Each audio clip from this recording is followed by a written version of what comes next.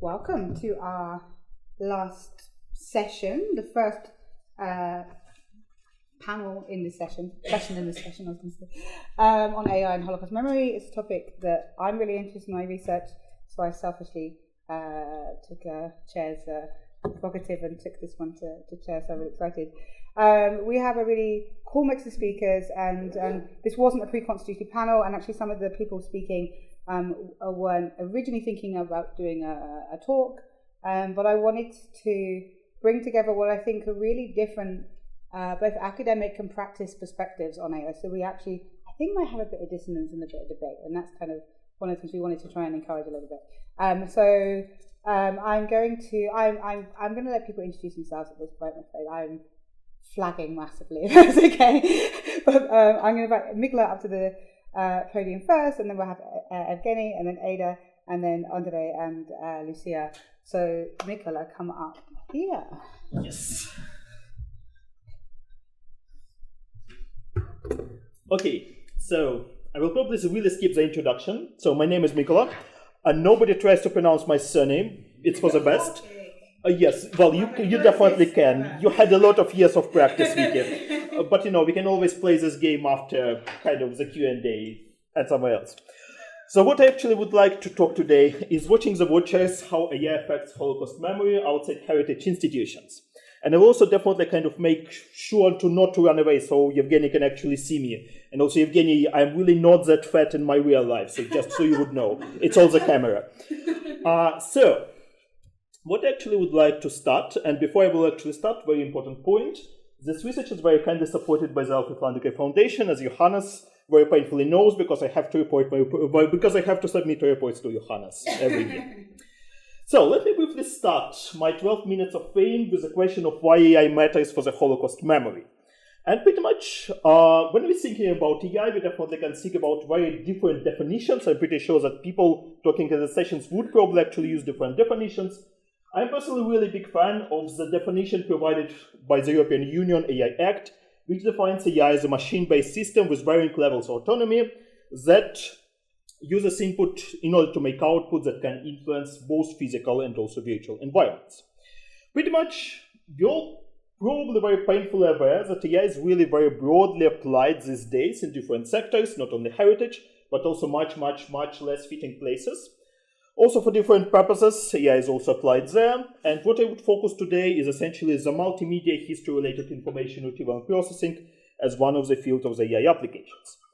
There's also a fascinating field of the applications of AI, which is quickly growing, especially among the Holocaust heritage institutions, especially I would say probably among the well-funded Holocaust heritage institutions, especially the one which actually have money to actually deploy, develop, and also use this kind of often complex and expensive systems.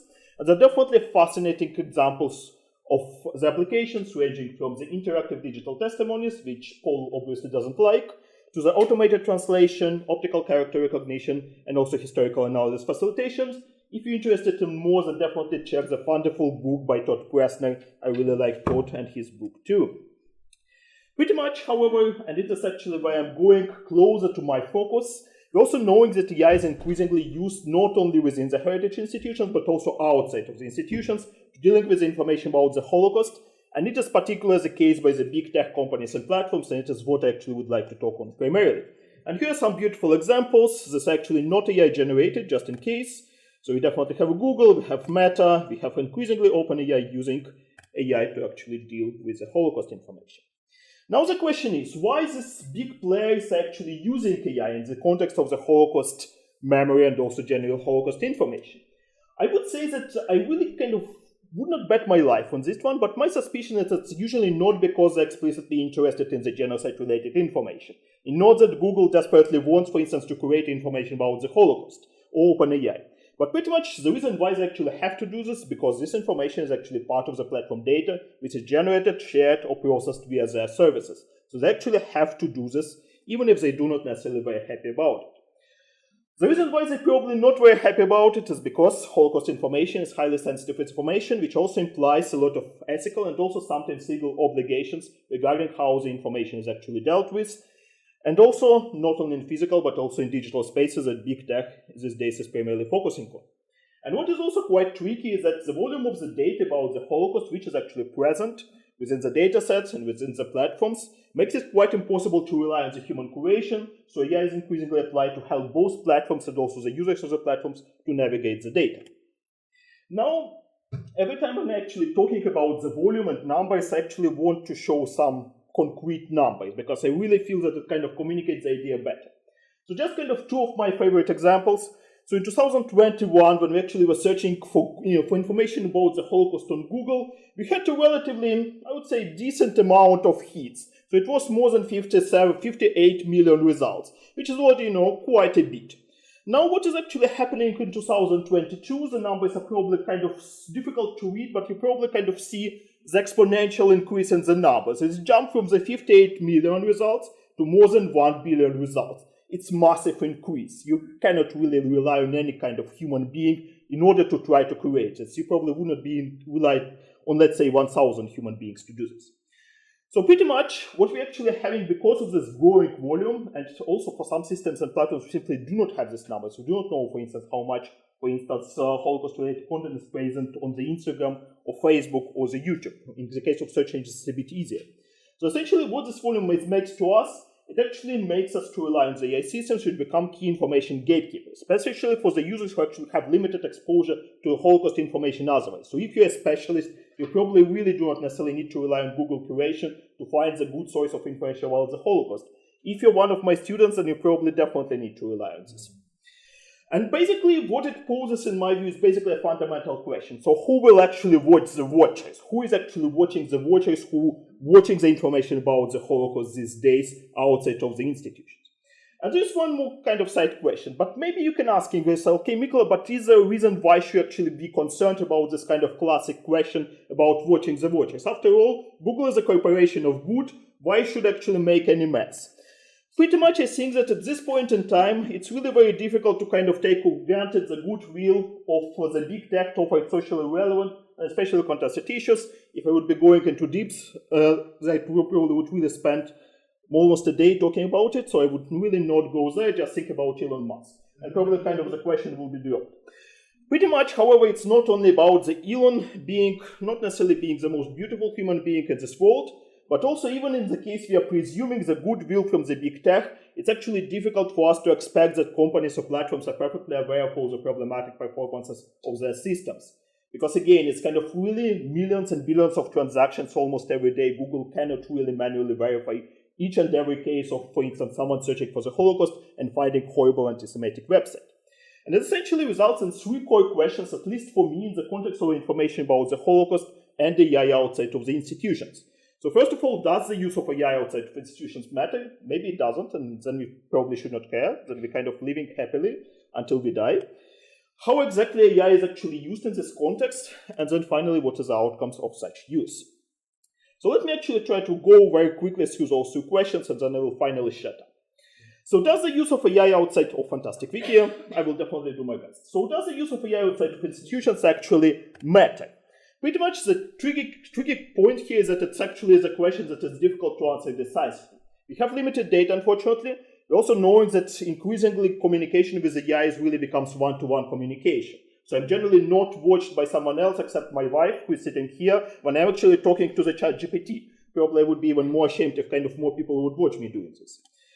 Pretty much what we're actually trying to do this, how we're actually trying to answer this question is for a moment using traditional social science methods, for instance, surveys.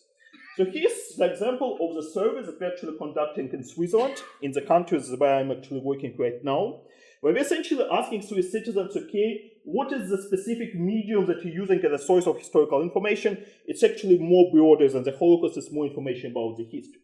Pretty much it's quite complex graph, but I just would like to highlight two important things.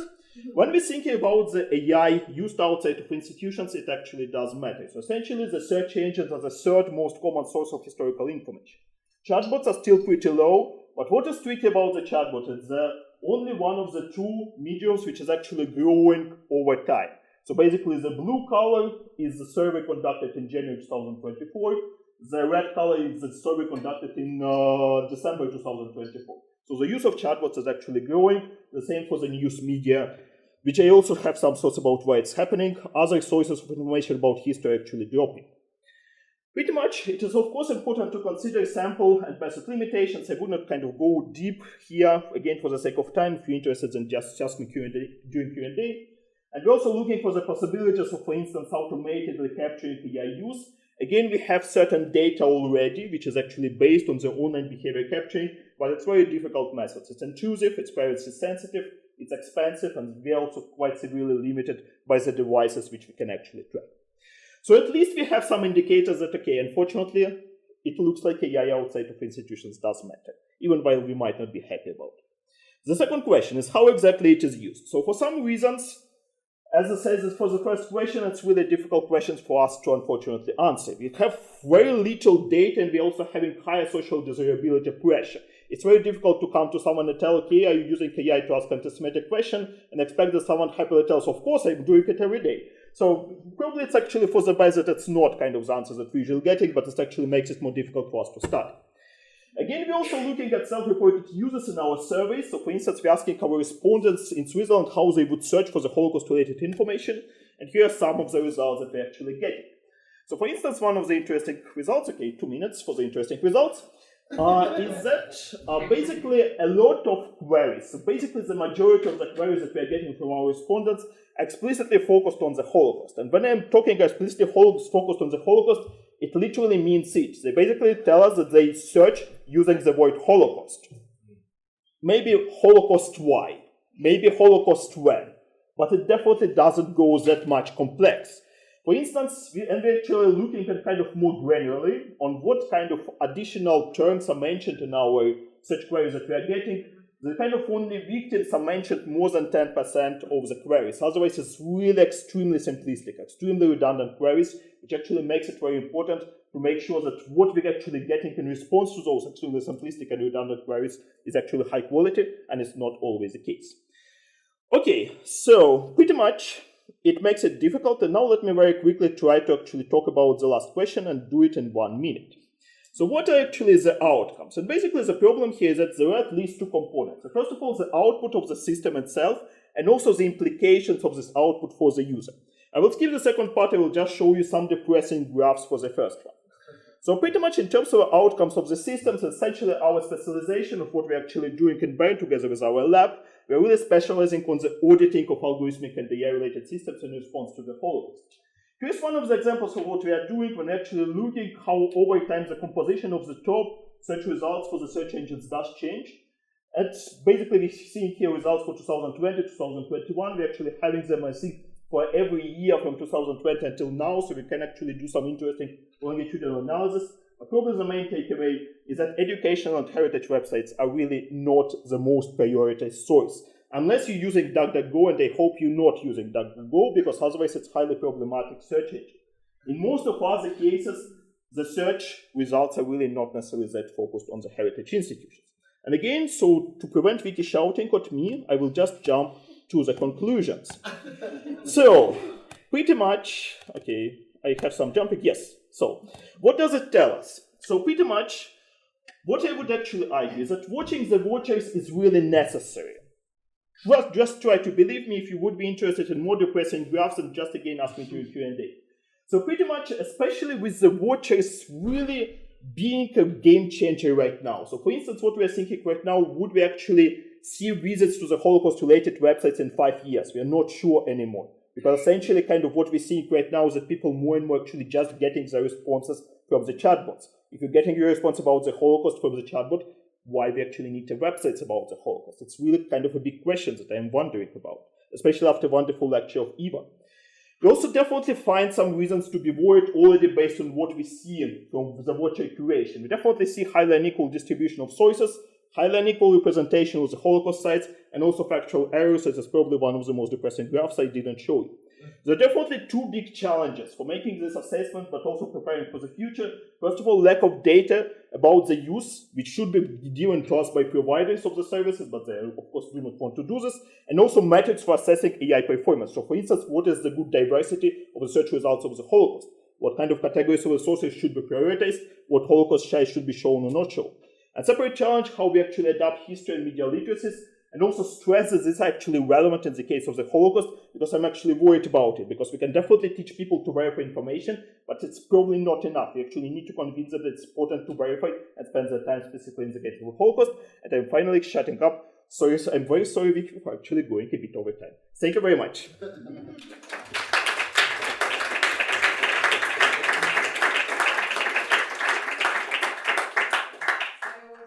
Respect for people who take my approach, where you don't have to cut the information down, you just have to speak faster. Yeah. And yet you are incredibly clear, despite being so very fast, which is better than me. Evgeny, it's your turn now. If you want to share your screen, we can hear you. I'll perch here and I'll wave the warning signs at you. Okay, thank you very much. So I'm trying to share my screen. Hello everyone. Unfortunately, I can't see anyone because my camera is turned to the screen. That's much better. Hello. There's more people than that. Yeah, cool. Thank you. Now I'm not alone, so to say. So hi again. I'm Evgeny Kalachikhin. I have the same problem like Mykola, so I never can pronounce my name. Doesn't matter. So actually, I'm art director of the Universität Babelsberg at Six Studio, and we are working now with Holocaust themes and Holocaust topics and culture heritage preservation topics in terms of visualization. And that's kind of way how we use AI for visualization purposes. And I wanted to share with you some our results and maybe to have some discussion if it's so interesting and how it works, because we found one of the main problems. So to be quick, I immediately jump to one of the slides right here. Here you can see actually the archival material of the story of Bielska. So that's the town in Poland where our story happens. So the family of Spira, they help prisoners who worked in the laundry to meet their families. So this story has much more interesting details, but we have to be quick today. So actually, the problem is that the story exists, and the story is pretty strong. And it's documented only by the interview, which is stored in the Auschwitz Museum, like on the paper. And we and our partners in Poland found some information, some scientific information about this story, and we found these 3 photos and nothing else. So actually, that's not enough to create something visual to pay attention to the story, because again, the story itself is very, very interesting for the understanding, making this meeting possible. It's they could be killed immediately for that. It was the law in Poland at that time.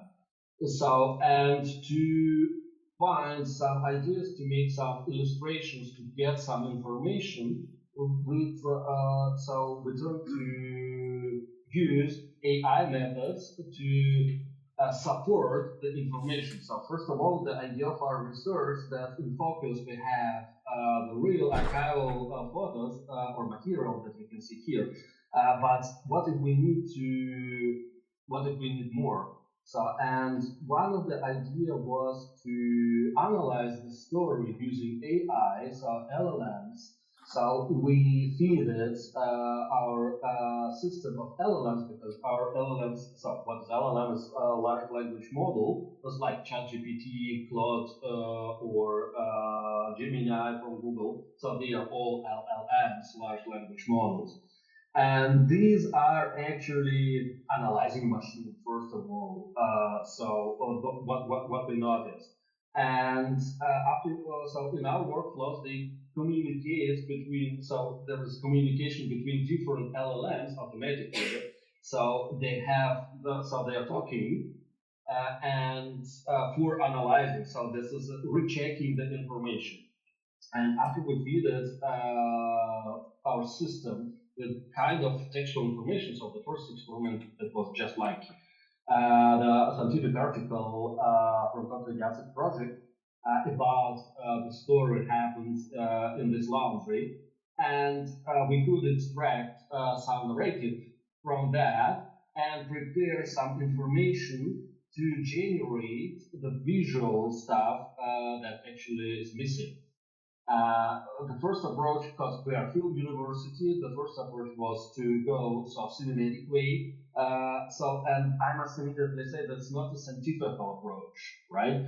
It's kind of creating a narration about the Holocaust. So we made some scientific experiment to get the real result that can be scientifically analyzed. But in that case, we want to just to have dramatic pictures. They look believable. And of course, we tested that with our partners, also historians and scientific people in Poland, to understand if it's completely wrong or it makes sense. And we were surprised that they found a lot of the picture believable. And we could start our research based on these results. And again, for Holocaust thematic, what we're using, we're feeding AI, system of based on different AI models to get first of all the analysis of the information of the inputs, and then to create actually what we want, what we need. And this is one of the approaches that we're using now. And of course, it can be, I don't know, works via Zoom, but as you can see, it can be also animated, so we can go on with working with this information. The second interesting approach, mixing again the systems of AI to get some visual information and to prepare this for kind of exhibition. You can check our prototype of the corridor of memories on location. The next idea was, what if we want to get something more precise? Again, we can check what happened here, how the longer building looked like. Fortunately, it's not, by the way, not the main building, as I can remember. But anyway, we wanted then to mix the scanning technologies with AI. We fed not AI not only with the text information, but also with some visual information that we could get from this location. So here is how the lumber building looks nowadays. Unfortunately, it's in bad condition. Here you can see. So here's the house where the Spears family was, and all the story happened here in this car. So what we could get with the 3D scanning, if you look at these pictures, these are already 3D models created using photogrammetry. So we could get some shapes of the building, of both buildings, by the way. And now we could feed, I have minutes, okay. We could feed that with the information that we extracted from the textual documentation, again, analyzed, and then we use control nets and analyzing of the geometry of this building to get more precise results. So I must say that these experiments are still still work in progress, and the results are not so precise. But as you can see, mixed information brought us much more interesting and believable results. Of course, we always give a disclaimer that it's AI generated because it looks like document, but it isn't. It's actually fake. But anyway, so mixing.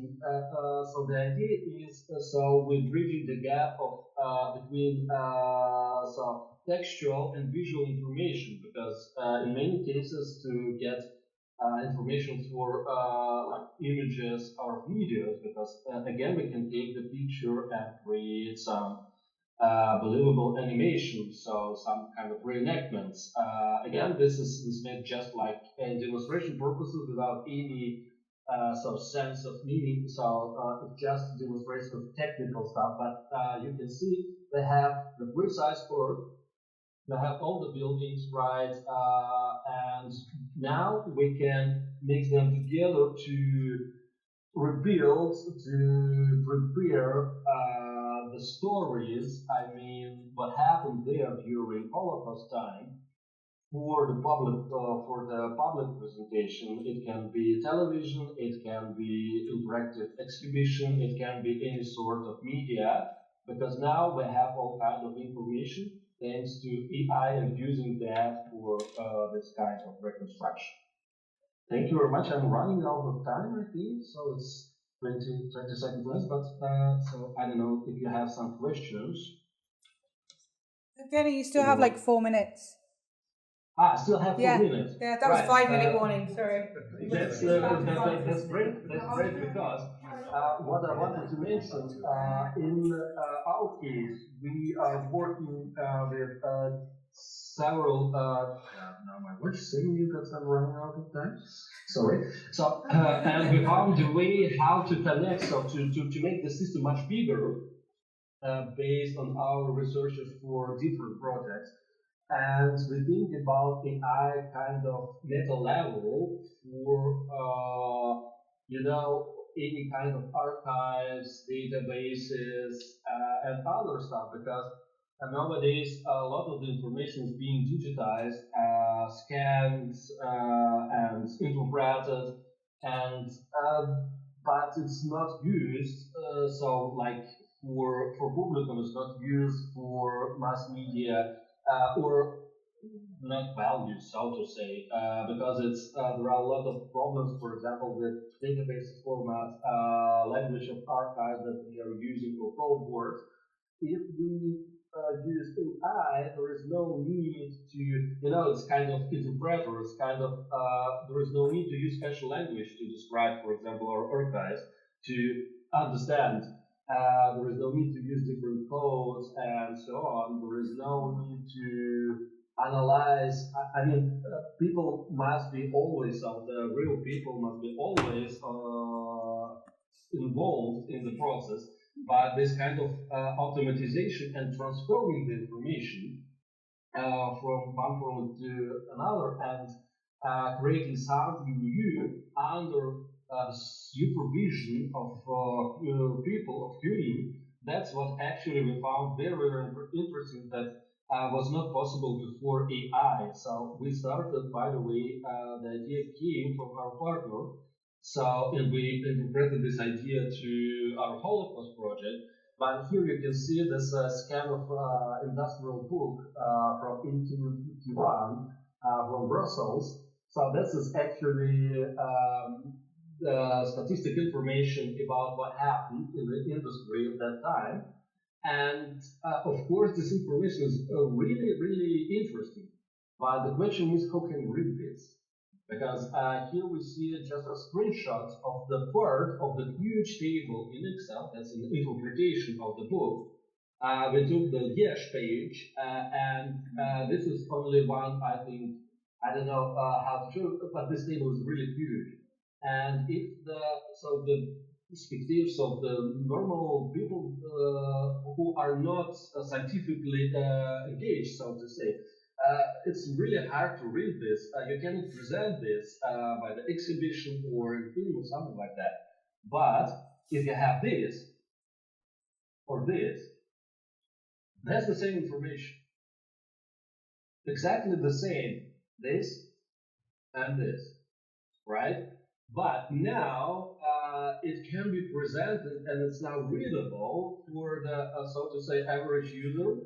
And this is the principle that we took then to interpret this article into these pictures, and then create a virtual exhibition based on all our researches. And the prototype you can check on Sense. Yeah, right there in Sussex University. I don't know our room because I'm not there, but you can find us 6 to the University Babelsberg if you want to check the results using this prototype.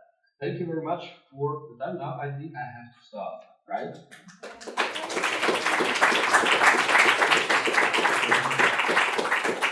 And the Auschwitz laundry is with the last time, I think it's called, from downstairs in G36. Thank you, in the corner. Okay, so the next presentation is see if this has. Is that your one there? Oh, no, there. Got it.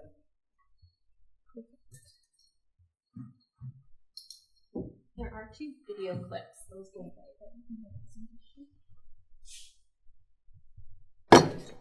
Zoom.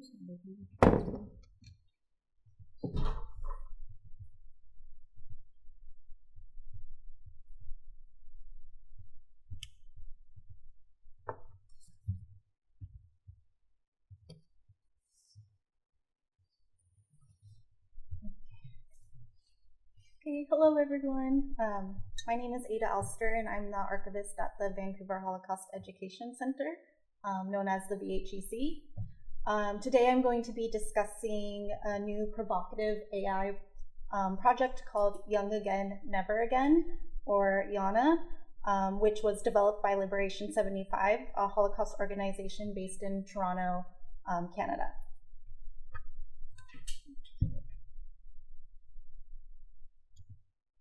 How do I go to Teams? Yeah, sorry.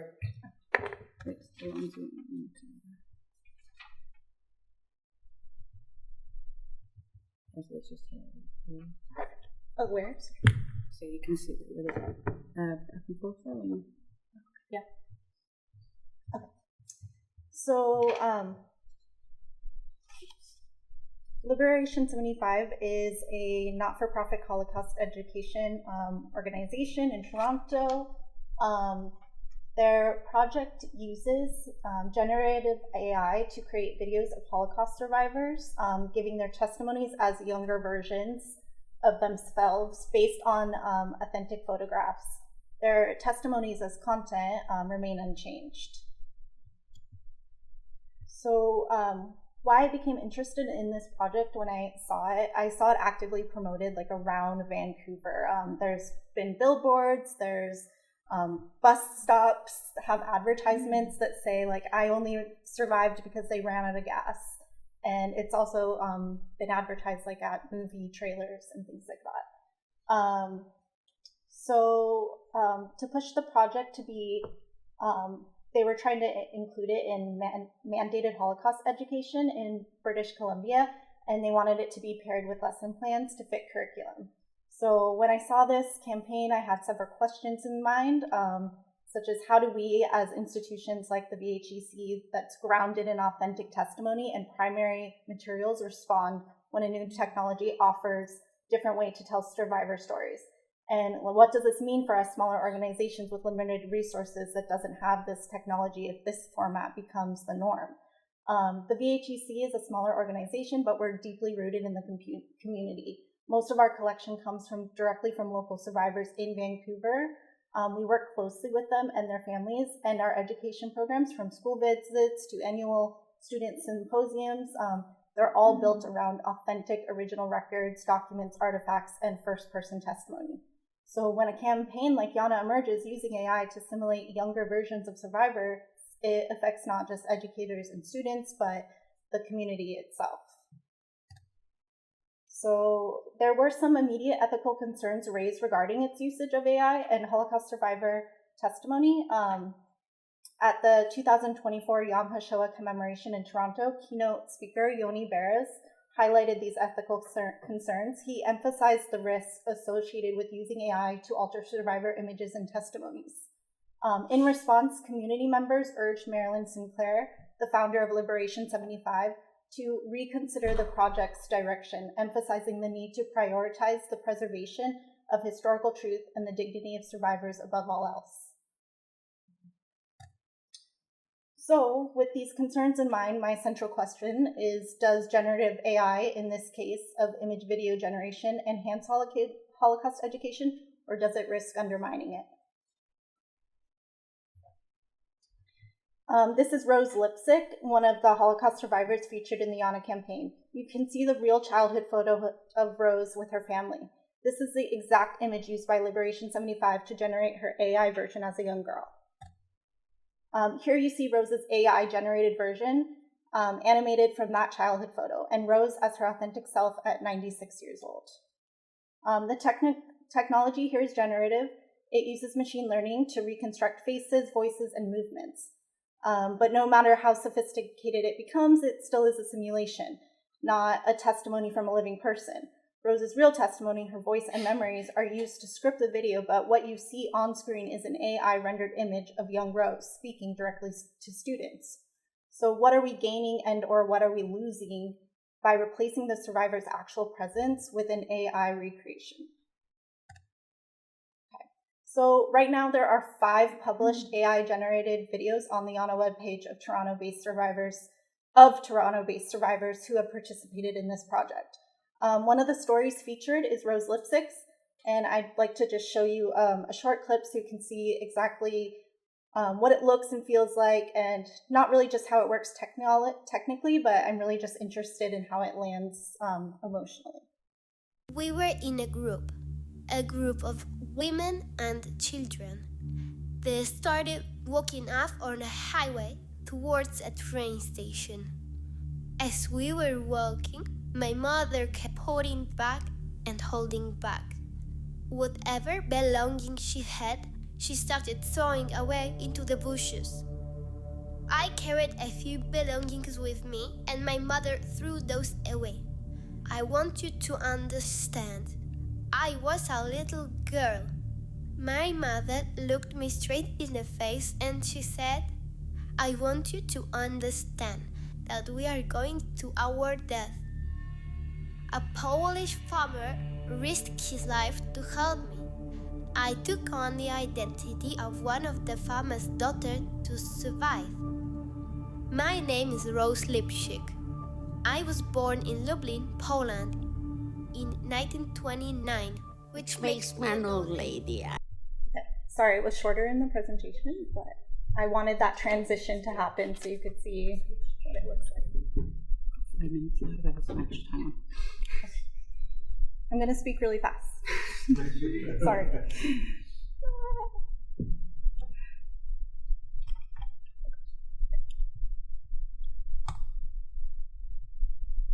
Lost my fucking time. So There is one more video in it, but I'll just play that without sound, I think. And maybe you can still see the emotion in the face. Oh, now it works. Oh, now. Okay. Okay. So while Yana's intent is,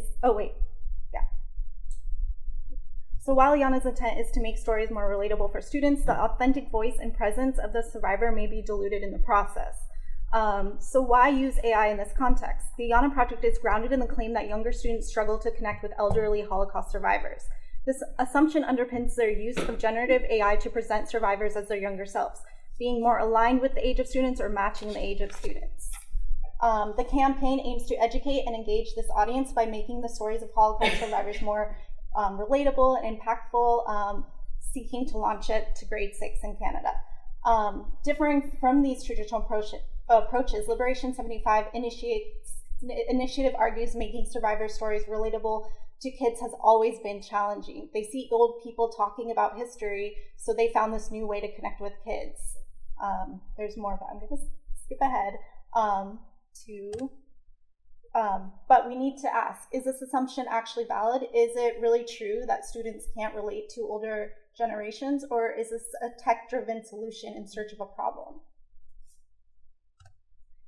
So I just kind of want to present some evidence to the contrary. VHEC held a 46th annual symposium on the Holocaust on May 2024 at UBC. The event included unscripted interview with the survivor Marriott Dodek and a short film, Martha, that was presented by her grandson, Dan Schubert. Okay. So during the live interview with Marriott Dodek, the students demonstrated remarkable engagement, posed thoughtful questions. They wanted to know about her experience as a child, and they took interest in her life after the war and coming to Canada. Over 300 students responded to surveys, and you can see a few quotes from those surveys. I won't read them, we don't have time. And then students also connected to survivors through this short film, Martha. She visits the LA Holocaust Museum, and she also is shown in her home talking about her story.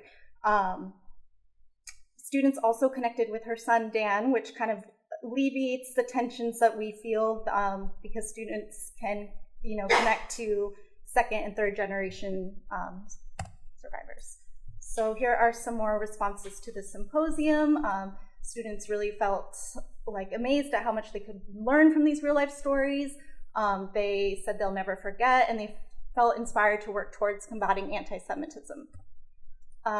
Another example of student engagement through authentic digital testimony is the VHEC has created a teaching resource called Primary Voices, which breaks sections of recorded testimonies into sections.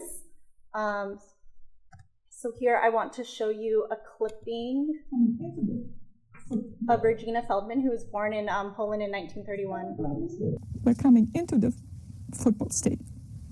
There were two German officers standing there and pointing which way you should go. And me being a child, they pointed in one direction, and that's where I went. There were three different groups of people there. There was one group where I was. We were all young people and sick people, crippled people. We were all in a group, now I know, to be. Okay, so you can see the authentic emotions that she recalls in this, as she recalls her experience. 1 minute left, y'all. Okay, so my point is that students, they don't really struggle to connect with elderly people. They, in fact, appreciate being able to hear stories from people who experience events firsthand rather than from secondary or tertiary sources.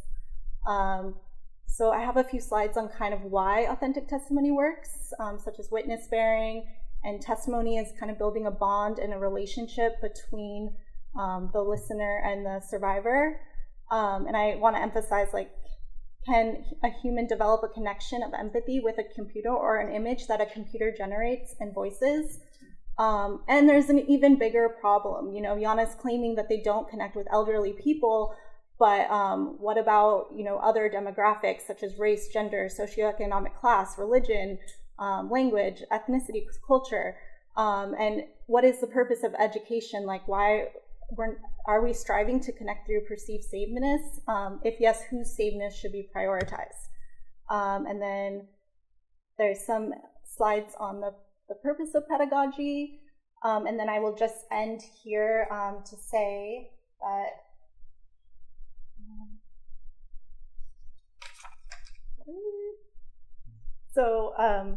while Liberation 75's goal is to engage students is admirable, but AI's role in Holocaust education demands critical examination before curriculum adoption.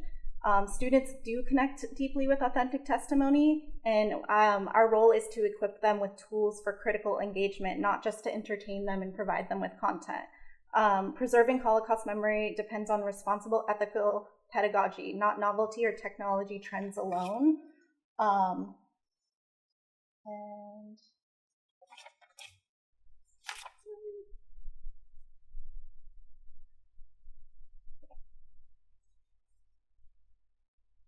So that is kind of where I want to end, but really what's next for me is I've been kind of writing a paper on this subject. I've been writing on more archival theory, but I kind of want to bring into other theories such as media and representational ethics. I do think Jana is an interesting case study, but I do think more research is needed and more conventional scholarly analysis such as student surveys and emotional tracking to measure how they react to these different approaches that we're trying to bring into curriculum. That's all. Thank you.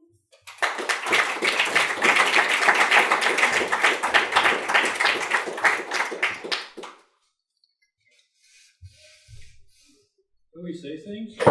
We're going to do questions at the end, at the end. Okay. Because I think the papers, there's tensions between some of the papers, and I think it'd be really cool to explore it. And to make sure that we definitely have time for all of them. Hi. Hello. Who are you? I'm Lucija Stojević. And I'm Andrés Bartos. We're not researchers. We work on the creative side. We're a production company called Noon Films. Based in Barcelona, Spain. And we're actually going to show you the project first and then talk about AI and the issues we face at the end of the presentation. This very quickly shows you the kind of work we normally do. You can find the website on this slide. We work with documentary and documentary animation projects. Yeah, and particularly two of these projects were kind of the starting point for the transmedia project that we're about to share with you. Pepe Fandango was a feature documentary that I directed that was based on Peter Perez's Pepe. He's a Holocaust survivor, and it was about the trauma he carried across a lifetime, but for an older audience. And then at the same time, we're doing an animation about the plight of the Rohingya for Doctors Without Borders, and we realized the power of animation in telling stories sometimes. So, just to give you a little bit of a backdrop. So from doing Pepe Fandango, we realized that the audience we needed to reach was younger. And this slide kind of gives you an overview of what we were trying to do with this project and the kind of things we go back to when we get lost in the woods. And one of the main ones, or maybe the one to highlight, is that we wanted substance first and technology second. We didn't want the technology to decide how we told the story. So quickly, we want to share with you. Do we explain just very quickly what it is? Sure. So Dangerous Journey is a transmedia project. It's aimed at an audience of 14 plus. And it tells the story of 3 children who were interned at the Rivesaltes concentration camp in the south of France. And we want to use new technology in order to bridge this past with the present. So this short teaser gives you a sense of how the project works.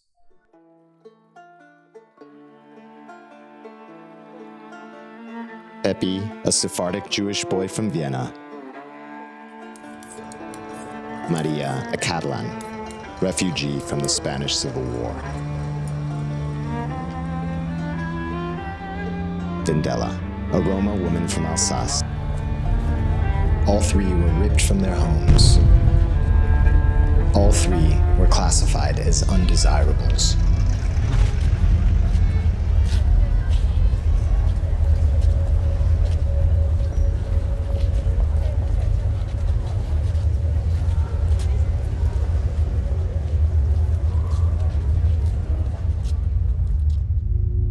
This startling color archive footage shows the building where Pepe lived shortly before he and his family escaped Nazi Vienna.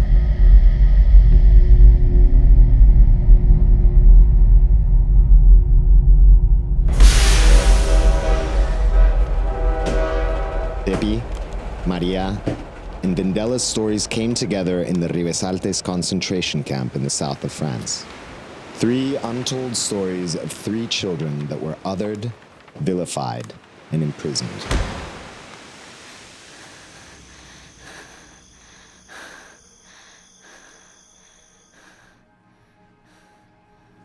Les Espagnols, ils sont entassés dessus sur ce camp. Ils ont rien du tout. Si ce n'est le froid, le vent, le sable, la mer évidemment, et des barbelés. This is how teenagers in Europe learn about these stories now.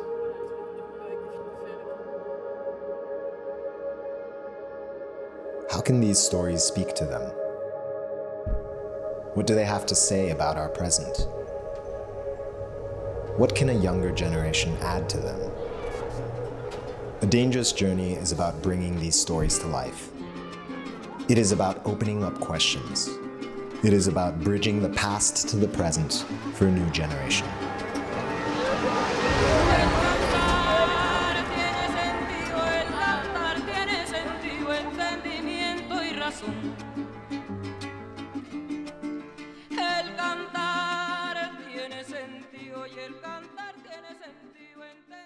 So the way we have structured this project, it has like 3 parts, which we call 3 deliverables in a way.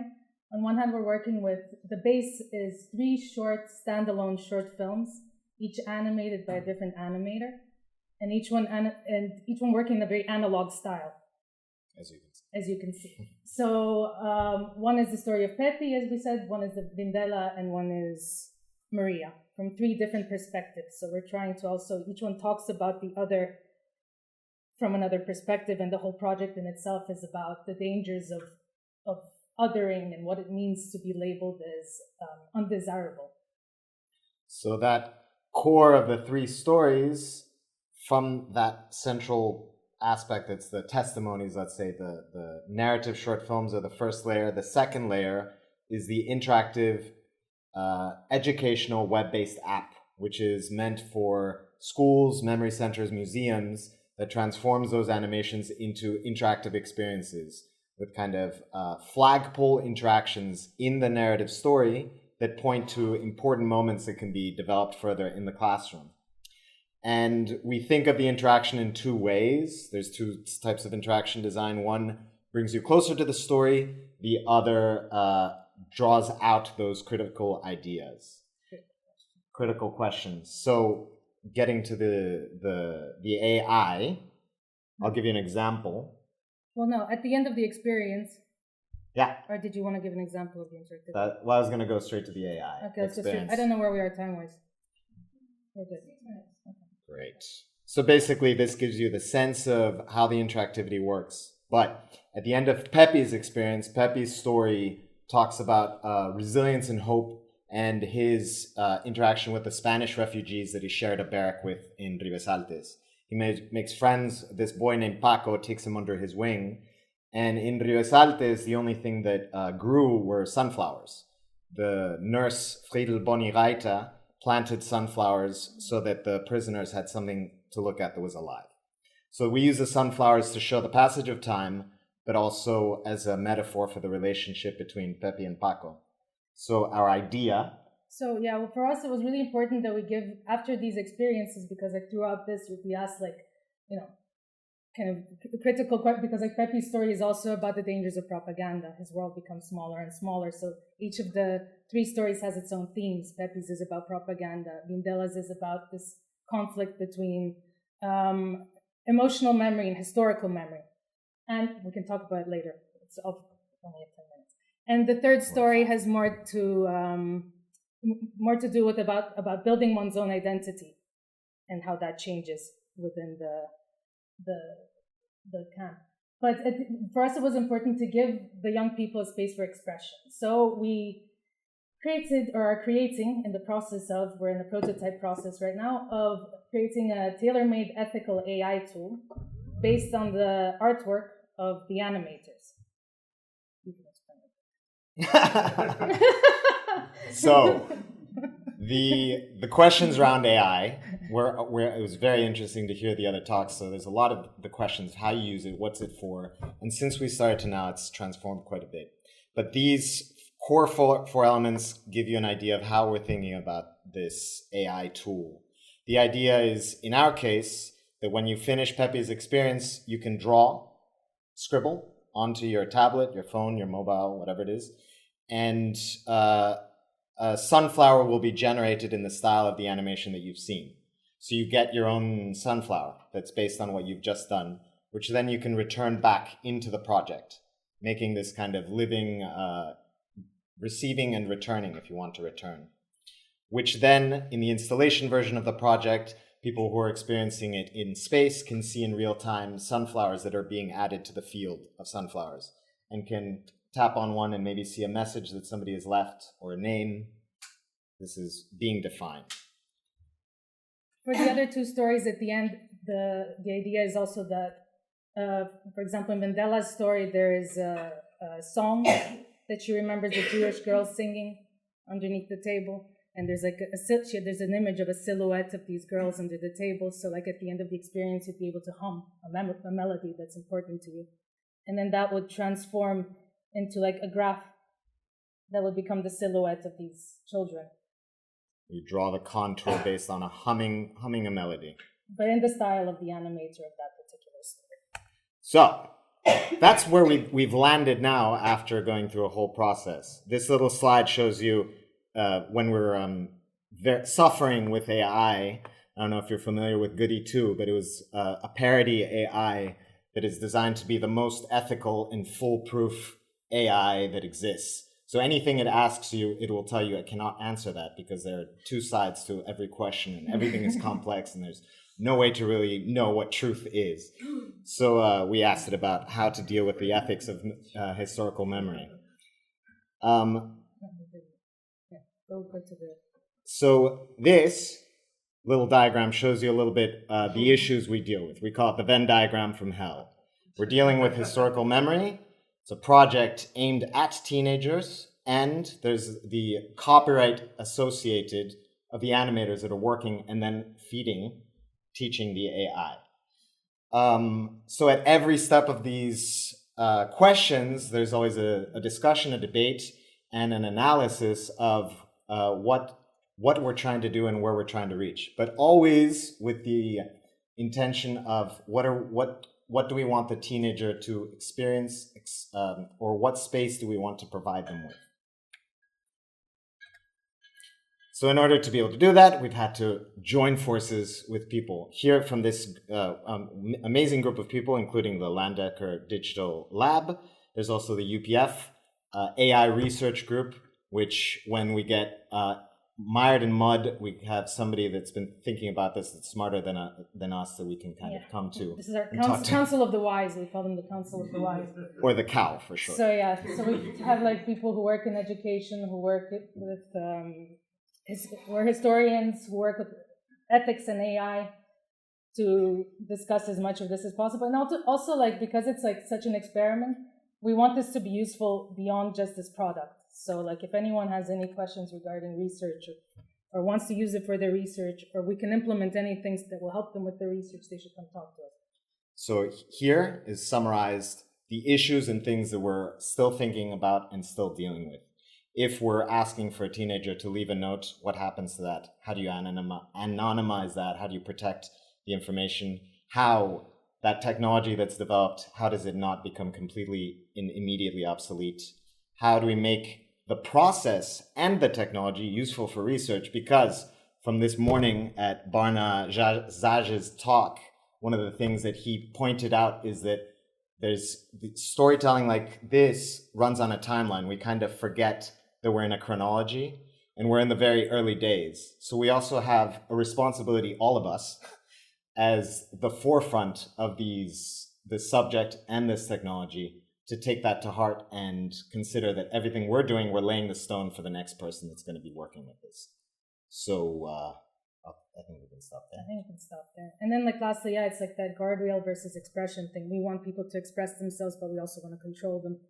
And there's like a huge contradiction there. And how do we do that? It's like, are we really giving them a space for expression? Are we not? Or if we are, how do we avoid swastikas and dick pics? Or do we avoid them? Do we avoid them? Do we lean into that and say that's also reality? How do we make that an opportunity? Yeah. There's a lot of stuff we still need to figure out in the process. So if we're being very transparent. That's it. More questions than answers, I think. But thank you.